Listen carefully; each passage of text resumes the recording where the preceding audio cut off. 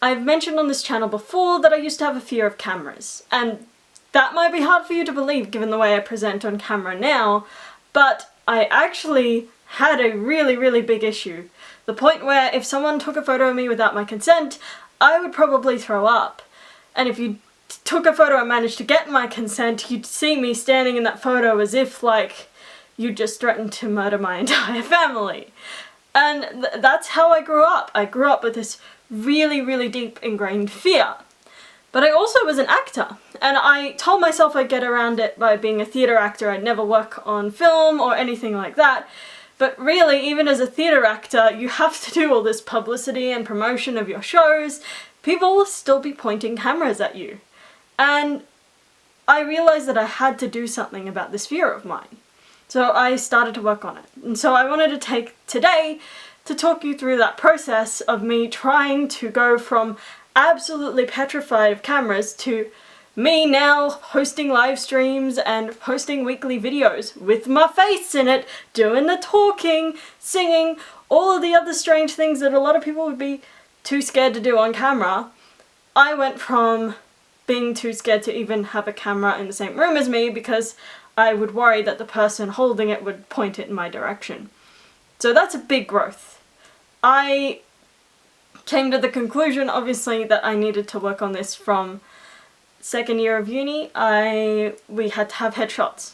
We had to have headshots, and my headshots were atrocious because you could tell I tried so hard, but you could tell I really did not want to be there. And I had cast members getting really angry at me for asking to have pictures they put up of the whole cast taken down.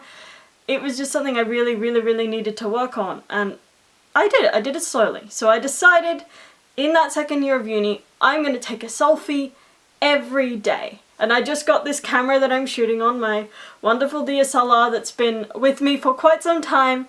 I'd just gotten it and I was like, I'm going to use this, I'm going to take a picture of myself every day until I feel a bit more comfortable with the idea of cameras and my self-image. Here's some of those photos. I lost most of them in the crash, the great computer crash of 2015. I also managed to lose 10,000 words of a play I'd been writing in that great computer crash. That wasn't fun, but yeah. Regardless, I was doing that and getting a little bit more comfortable, but still not quite there. Even though I was getting comfortable with me taking photos of myself, that wasn't translating into others taking photos of me or me sharing any imagery of me online with others, etc. So I slowly started pushing myself to upload photos of myself online. Now I have, since 2013, been making videos online, but I would do it with my face partially obscured. And so there were some photos of me up as well, but they were in like full makeup, like really, really over the top makeup. You would not be able to work out that that was me if I wasn't telling you that that was me. And they were the only photos of me on the internet, but I started posting a few with like parts of my face in it and, you know, trying to, I guess, push those boundaries very slowly but surely. And at the end of 2015, I managed to upload the first video of me on YouTube without wearing a mask, and that was this one here where I'm wearing sunglasses. So we're getting there slowly, but it was still petrifying to me. And even if I was managing to do those things, I was still really consumed by fear, and that went on for quite some time. I'd taken professional acting jobs, I've had to do the promotional thing, and I've done the promotional thing, but I was still so scared. And so a friend was like, look, I've got this mental health coach, do you want to meet him and we'll talk through things and see if it helps at all? And I had this session with this mental health coach, and if anything, I think it made me worse. I got really, really stressed. They were trying to make me make positive associations with being on camera and positive emotions, I guess. Yeah, like think of one time performing that I felt amazing, and I did. I thought of one time I was on stage and I was killing it, and they're like, no, think of one time you were on camera and you felt amazing and you were killing it.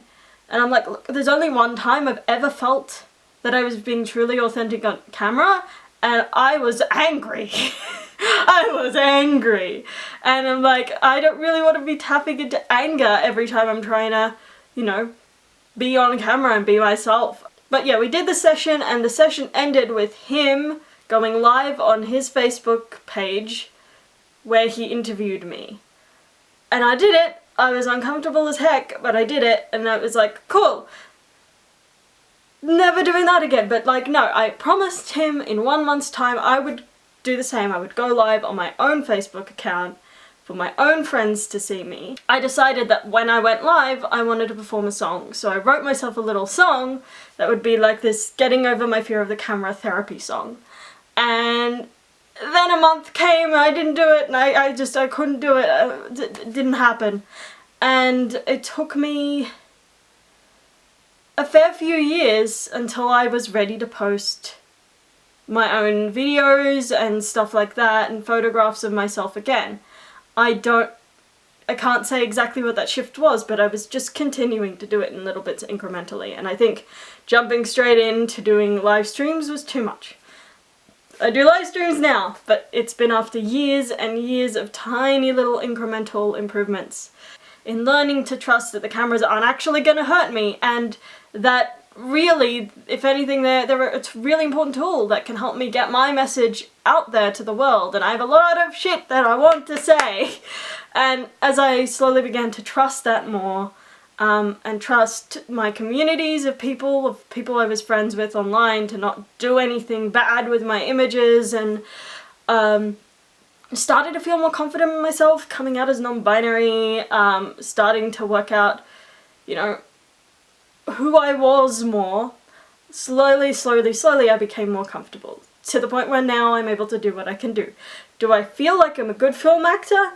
No, because I still have a psychological barrier that can slide into place and make my appearances on camera a little less authentic. And that can be okay for this style of YouTube video where I'm just talking and being basically a slightly heightened version of myself. That kind of works, because I'm still being myself, I still am, but it's just turned up a bit. But if I'm trying to portray a character and they want in-depth real emotions from the Artemis, and I'm too scared to be super vulnerable on camera and I'm putting that wall up, that doesn't make me a very good film actor. I think I've gotten a lot better at it, but I still don't think I'm 100% where I'd like to be. And like I said, it's just slow and incremental, and I'm slowly working on that. I did my entire short film project last year in 2020. I made 20 short films and I was in almost all of them. So, did I say 20? I did not make 20 short films. I made 12 short films, or really 11, depending on if Designer December counts or not. And I was not in Designer December, I just produced and edited. But yeah, I did a lot of, you know, acting. But I was mostly playing myself, and I've learnt that. I've gotten comfortable being myself on camera, but I haven't gotten comfortable letting vulnerability in through moments where I'm not just being completely off the cuff spontaneous. You know what I mean? I can improvise on camera and I think be pretty authentic, but as soon as you give me a script and then I realize I'm performing, and then it becomes this whole thing, and anyway, I won't get into it. But regardless, I've gotten so much better. But what I found the other day was that song that I'd written that I wanted to perform on that live stream, and I thought, you know, it would be nice if I got that out and I performed it for my YouTube audience here today. Now, it's not a good song. It's a song that was written multiple years ago that, look, I would rewrite it and write it much better nowadays, but I think it's more authentic if I just perform it the way it was written. So, here is my Fear of the Camera therapy song. Have you ever had a fear? Consume you for years. I've had one such fear, the kind that didn't really work with my choice of career, 'cause I was an actor that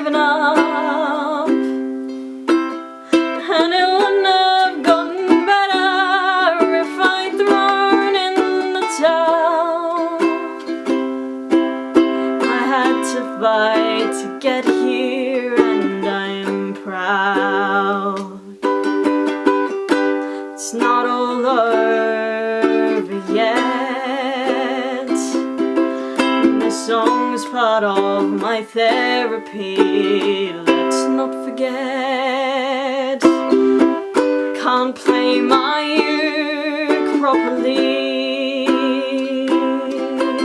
I'm so consumed by fear right now, but I won't let that stop me. Time to break down these walls, watch them crack. No more fear of the camera. Taking my agency back, and it'll be so much better. But it wouldn't have gotten better if I hadn't tried. And it wouldn't have gotten better if I'd given up. Yeah, it wouldn't have gotten better if I'd thrown in the towel. I had to fight to get here, and I'll keep fighting somehow. I had to fight to get here, and I'm proud.